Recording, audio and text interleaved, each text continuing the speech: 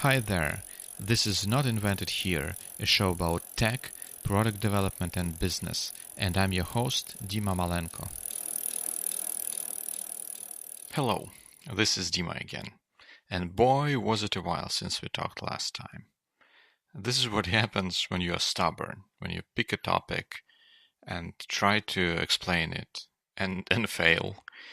And this is my second attempt to do that. And I hope it will go better because otherwise we will not be moving anywhere. The more so, the topic itself is kind of getting old, especially in these days when our CPUs are melting down and allow for entire spectrum of different vulnerabilities and give hackers ability to steal our data. But that's not the topic. We will talk about this sometime later. Today I wanted to take you back to December and more precisely to the 15th or 16th of December when I saw that on Hacker News there was an article, Firefox is on a slippery slope. What happened there, it was some users of Firefox discovered that an add-on was installed to their browser without them knowing anything about that. And what made the situation worse in the first days or hours after this was discovered is that when they went to the add-on store for Firefox for Mozilla, they couldn't find the extension there, but when they finally were able to get hold of some information about the extension, it was very, very vague, and it was completely unclear as to what the extension does and what is its purpose. And some even reported that it was not easy to get this extension disabled because it was installed through fairly obscure feature of Firefox called experiments, which is meant for users who want to be on the bleeding edge of technology to get all the latest ideas, experiments from the Firefox team in their browser, and that was used to install this extension. Later on, it became known that this is not a nefarious or malicious extension, but rather it is a part of promo campaign which Firefox and Mozilla did in collaboration with the filmmakers who produced the Mr. Robot TV show. And that extension and that add-on was a part of what they call alternative reality game that put some sort of puzzles around the web for users and for the fans of the show to discover and, have some fun. But not everybody thought that that was a fun idea.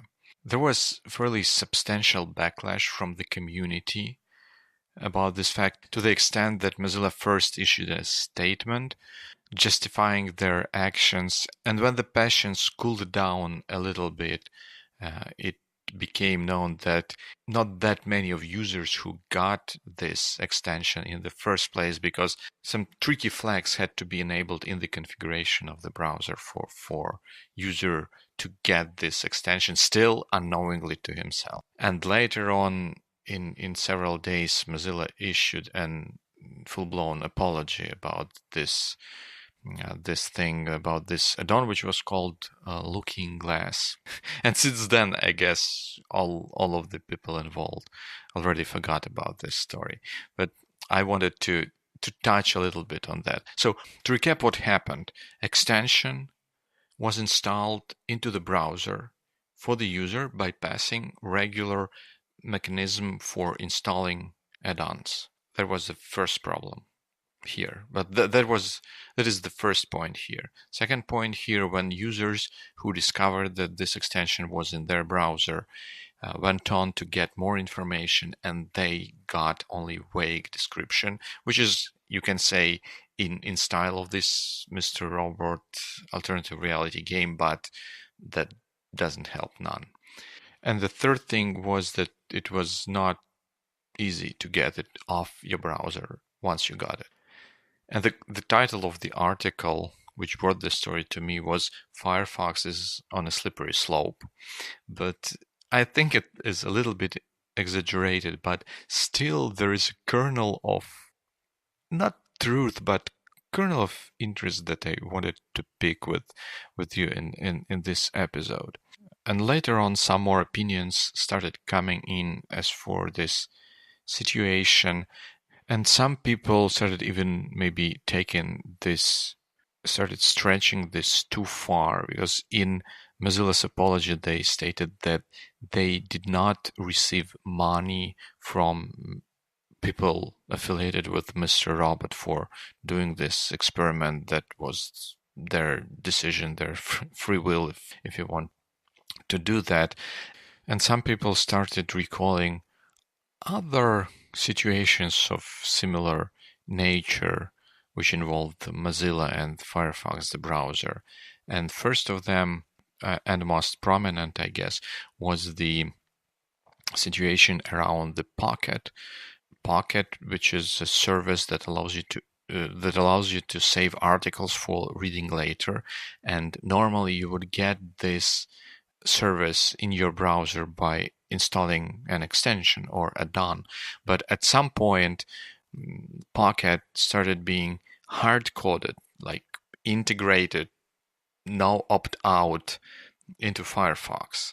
And initially, what made that situation even worse was that initially Mozilla denied the fact that there was some financial transaction between them and Pocket for doing that. But later on, they confirmed that they did receive money. And I guess they do receive money from Pocket on an ongoing basis for having this service integrated into the browser.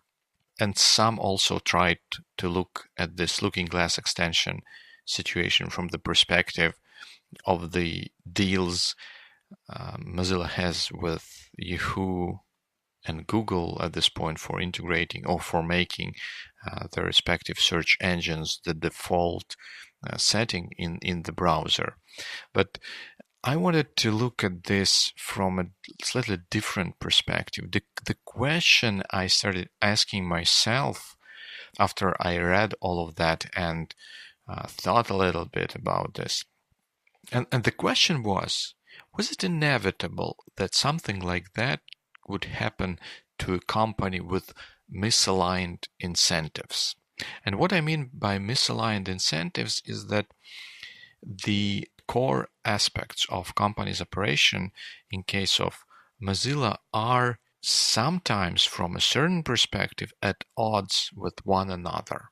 Here's what I mean by that. The product Mozilla sells, quote unquote, sells to its users is browser with advanced privacy features developed by a team who claims that they put users' interests in the first place when they're working on that product. But on the other hand, this is a company and it has expenses, and those expenses have to be paid for. And the other part of the company at the same time is looking for money to pay the bills, to be able to deliver this great product. This part of the operations is where deals with Google, with Pocket and the like come from. And that creates a situation with misaligned incentives, because what Firefox is valued for by its users is at odds with the way Mozilla gets funding to develop that browser. Users do not pay for that browser. And in a sense, in the worst tradition of free software or free services, users themselves become a product which is then sold to other partners or advertisers like Google or Pocket in this case. And I believe that such situation of misaligned incentives can, over the course of time, can lead to decisions being made by one at one part of the company, decisions which will be against the interest and the values that the other part of the company is responsible for. We don't know, and I cannot even pretend that I know what happened within Firefox and how the decisions were made that enabled this. But I can imagine that at some point, because at some point two people were talking, and those two people were coming from different parts of the company with different incentives that guide their activity. And it happened so that the thing like this looking glass extension was able to cross that barrier between them unnoticed. And justification for doing this exchanged at this point was understood differently by those two people. And because they didn't have a common North Star, because they're from different parts of the company with different incentives which are not aligned, that enabled such thing to happen. They read the same words but understood them differently.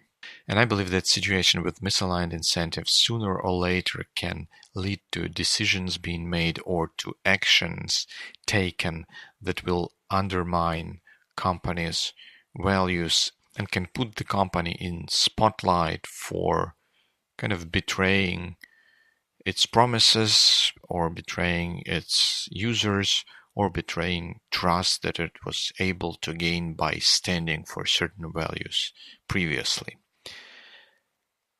I guess that's it. So let me know if you think it makes sense and maybe you've seen the situation played out in a similar fashion or maybe played out completely differently. And I will be very interested to learn from you. And if you have other things that you want me to talk about, those ideas would be very much welcome. As always, you can find me on Twitter. I'm at dmalenko there. You can leave your comments for this podcast on my site, dmalenko.org, and the links to articles and other relevant materials I mentioned in this podcast will be right there on my side in show notes for this episode. I hope you enjoyed it. Stay tuned for the next discussion. Take care.